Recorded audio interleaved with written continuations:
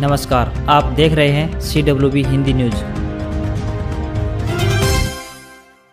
प्रदेश के मुख्यमंत्री मनोहर लाल द्वारा हरियाणा परिवहन विभाग में व्यापक सुधार करने के लिए उठाए गए कदमों के बाद प्रदेश के सभी जिलों में तैनात किए गए RTO अवैध वाहनों ओवरलोडिंग पर शिकंजे की मुहिम चला रहे हैं। इतना ही नहीं, जिलेवार चल रही मुहिम व कामकाज को लेकर राज्य मुख्यालय की ओर से हर रोज मॉनिटरिंग की जा रही है, जिस पर खुद CM और राज्य के परिवहन मंत्री नजर बनाए हुए हैं।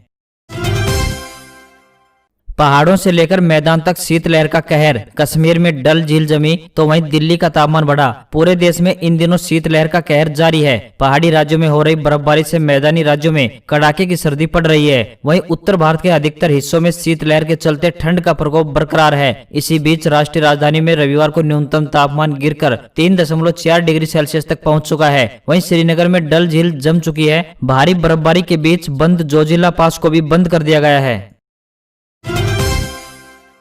CM मनोहर लाल बोले, किसानों की आर्थिक मजबूती के लिए है MSP, लेकिन उन्हें गुमराह किया जा रहा है। हरियाणा के मुख्यमंत्री मनोहर लाल ने कहा कि प्रधानमंत्री नरेंद्र मोदी ने सरकार में आते ही वर्ष 2022 तक किसानों की आय को दोगुना करने का संकल्प लिया था। इसी संकल्प को पूरा करने के लिए 3 नए कृषि कानून बनाए गए हैं ताकि किसानों को आर्थिक तौर पर मजबूत बनाया जा सके। मुख्यमंत्री नारनौल के ITI मैदान में जल अधिकार रैली को संबोधित कर रहे थे। उन्होंने हरियाणा ने ठाना है SYL का पानी लाना है नारों के बीच केंद्र सरकार द्वारा पारित किए गए तीनों कृषि कानूनों के संबंध में प्रदेश के किसानों की भ्रांतियां दूर की। हरियाणा के मुख्यमंत्री मनोहर लाल ने कहा कि लोकतांत्रिक देश में राज्यों की मनमानी नहीं चल सकती है और SYL पर पंजाब को भी अपना हट छोड़ना होगा। उन्होंने उम्मीद जताते हुए कहा कि हमें अपने हक का पानी अवश्य मिलेगा। नारनौल के ITI मैदान में जल अधिकार रैली को संबोधित करते हुए मुख्यमंत्री ने कहा कि SYL का मामला दशकों से लटका पड़ा था। मौजूदा सरकार बनते ही इस मामले को सबसे पहले सुनने की याचिका लगाई गई, जिसके बाद सुप्रीम कोर्ट ने हरियाणा के हक में फैसला दिया। न्यायालय ने दोनों प्रदेशों के मुख्यमंत्रियों को बैठकर फैसला करने को कहा था, लेकिन पंजाब हमारा हक देने को राजी नहीं हुआ।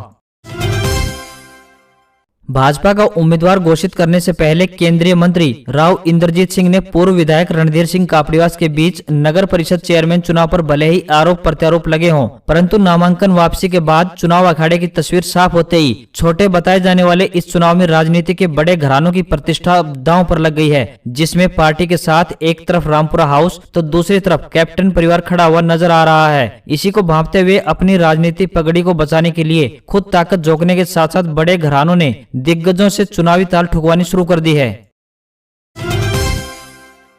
अब स्वयं सहायता समूहों को मिलेगा तुरंत ऋण। राष्ट्रीय कृषि एवं ग्रामीण बैंक यानी नाबार्ड ने भारतीय स्टेट बैंक के साथ हरियाणा राज्य में 1000 संयुक्त देयता समूह बनाने के लिए अनुबंध किया है, जिसके अंतर्गत नए संयुक्त देयता समूह बनाने एवं उन्हें ऋण देने के लिए भारतीय स्टेट बैंक को नाबार्ड वित्तीय सहायता उपलब्ध करवाएगा। बैंक अधिकारियों को इस बारे में जागरूक करने के लिए नाबार्ड के सहायक महाप्रबंधक विजय राणा एवं स्टेट बैंक के क्षेत्रीय प्रबंधक भाग सिंह ने स्टेट बैंक में एक कार्यशाला का आयोजन किया। इसमें भारतीय स्टेट बैंक के रोहतक, झज्जर, भिवानी, महेंद्रगढ़ के शाखा प्रबंधकों ने भाग लिए।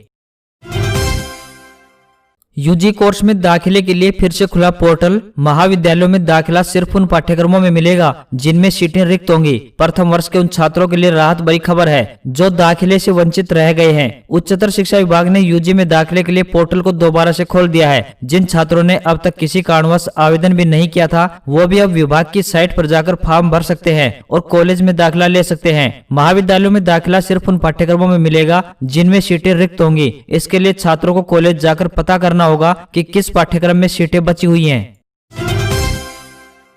दिल्ली में जारी किसान आंदोलन के बीच प्रधानमंत्री नरेंद्र मोदी रविवार को गुरुद्वारा रकाबगंज साहिब पहुंचे। मोदी गुरु तेग बहादुर की पुण्यतिथि पर गुरुद्वारे पहुंचे थे। खास बात यह थी कि उनकी इस यात्रा के लिए दिल्ली में ट्रैफिक के लिए कोई विशेष इंतजाम या प्रतिबंध नहीं लगाए गए थे। गुरुद्वारे में भी श्रद्धालुओं ने बिना किसी रोकटोक के PM मोदी के साथ सेल्फी ली। मोदी ने कहा, आज सुबह में ऐतिहासिक गुरुद्वारा रकाबगंज साहिब प्रार्थना के लिए गया। यहाँ गुरु तेग बहादुर जी की पवित्र देह का अंतिम संस्कार किया गया था। मैं बहुत धन्य महसूस कर रहा हूँ कि दुनिया के करोड़ों लोगों की तरह मैं भी गुरु तेग बहादुर जी की विनम्रता से प्रेरणा ले रहा हूं।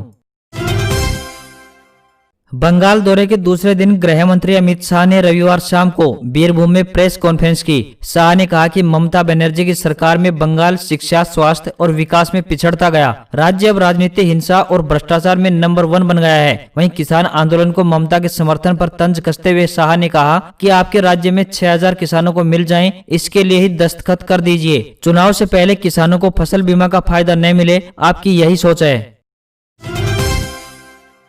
अक्सर चर्चा में रहने वाली हरियाणा की भाजपा नेता सोनाली फोगाट का अब नया अवतार देखने को मिलेगा। यह रूप होगा TV reality show big boss की प्रतिभागी का। पता चला है कि टिकटॉक स्टार सोनाली फोगाट को बिग बॉस सीजन 14 में वाइल्ड कार्ड एंट्री मिलने वाली है। सोनाली फोगाट फतेहाबाद जिले के भूथान गाँव से ताल्लुक रखती है। सोनाली का हिसार में घर है। 2016 में सोनाली के पति संजय की फार्म हाउस में संदिग्ध परिस्थितियों में मौत हो गई। उस वक्त सोनाली मुंबई में थी। सोनाली करीब 1 दशक से बीजेपी में एक्टिव है। वैक्सीन की तमाम चर्चाओं के बीच दुनिया में अभी भी कोरोना का खतरा बरकरार है। ब्रिटेन के हेल्थ सेक्रेटरी मैट हनुक ने रविवार को माना कि देश में कोरोना से हालात बेकाबू हो चुके हैं। उनके इस बयान की मायने अहम है, क्योंकि कुछ ही देर पहले प्रधानमंत्री बोरिस जॉनसन ने लंदन और दक्षिण पूर्वी इंग्लैंड के कुछ हिस्सों में लॉकडाउन लगा दिया। जॉनसन का यह कदम चौंकाने वाला है, क्योंकि देश में वैक्सीनेशन शुरू हो चुका है और इसके लिए बड़े पैमाने पर तैयारियां की गई हैं।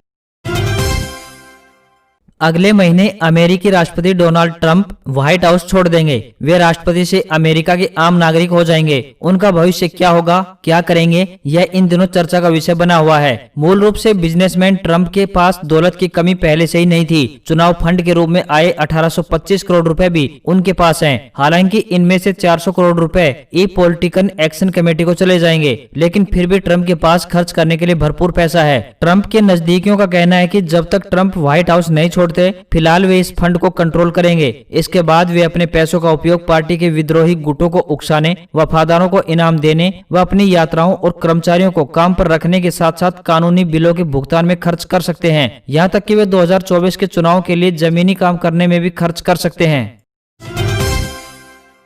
भारतीय बॉक्सर अमित पंघाल ने जर्मनी के कोलोन में चल रहे बॉक्सिंग वर्ल्ड कप में गोल्ड मेडल पर कब्जा जमाया। शनिवार को 52 किलोग्राम के फाइनल में उनके जर्मनी के प्लेयर के नाम वापसी लेने की वजह से बिना मुकाबला खेले ही पंघाल ने गोल्ड जीत लिया। भारतीय बॉक्सर सिमरनजीत कौर और मनीषा ने जर्मनी के कोलोन में चल रहे बॉक्सिंग वर्ल्ड कप में गोल्ड मेडल पर कब्जा जमाया। भारत ने टूर्नामेंट में 9 मेडल जीते हैं। रविवार को महिलाओं के 57 किलोग्राम में खेले गए फाइनल में मनीषा ने अपने ही देश की साक्षी को 3-2 से हराया, जबकि सिमरनजीत कौर ने जर्मनी की माया कालिनहंस को 4-1 से हराया। भारत टूर्नामेंट में 9 मेडल जीतकर ओवरऑल दूसरे स्थान पर रहा।